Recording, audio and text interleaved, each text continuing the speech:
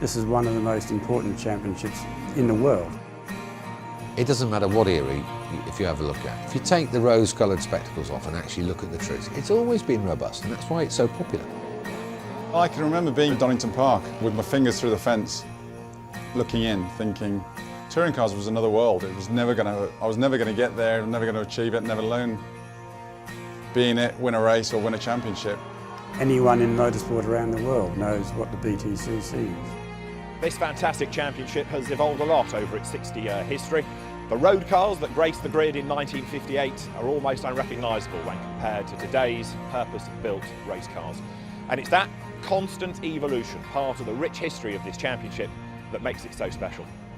The category's roots trace back as far as 1952, but it wasn't until 1958 that the British Saloon Car Championship was officially formed.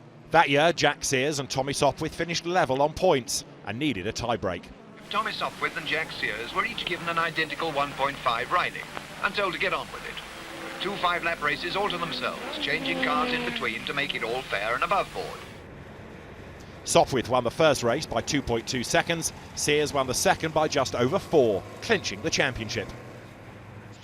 A battle royal to be fought for the British Saloon Car Championship. By 1961, the BTCC rules aligned with the European Touring Car Championship, prompting an influx of new drivers and cars. You wouldn't go for overall competition with the works cars. There were quite a few lads who had Lotus Cortinas. If you got Jim Clark or Graham Hill or John Whitmore in them, you weren't going to see him. Jack Sears, he won his championship in a Lotus Cortina. The championship, still decided on class points, often allowed smaller engine cars to succeed well into the 80s. John Cleland and Chris Hodgetts both won titles from the classes. Yes, it was great to win overall, but probably within my character, I suppose. I aspired to driving the large capacity cars, but I thoroughly enjoyed having them over and getting a little 600 car halfway up the grid. The championship then moved to a 2-litre system, and in 1991 a single class structure for the first time. Where we finished up was nothing like where we started. It was very basic. The cars were, we didn't have any data in the cars. And where they finished up was just, it was crazy. It was a technological arms race, really, by the end of the 90s. Probably what was the height of Super Touring Car was 97, 8 and 9. With Williams was just remarkable. My first test was in Jarama, and I had a whole Arctic of tyres just for me. And I did no more than 5 laps on a set of tyres. So to be involved in all of that, where there was this just massive resource, was truly amazing. People look back at the 90s and think what a great era of the BTCC it was.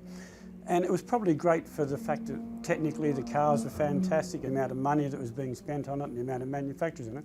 Honestly, the racing wasn't great. The racing just wasn't great. And we had to introduce artificial things in those days to promote good racing. Eventually the manufacturers were priced out of the market, and in 2001 the BTC touring regulations were formed, but they didn't take off. I think the BTC regs were mega. They were the best regs.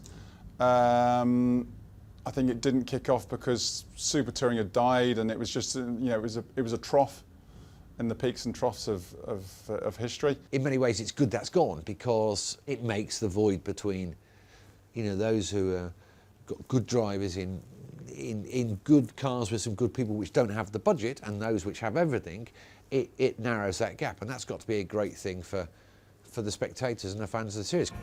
In 2011, the current era of the BTCC was formed. The current regulations last for another 4 years.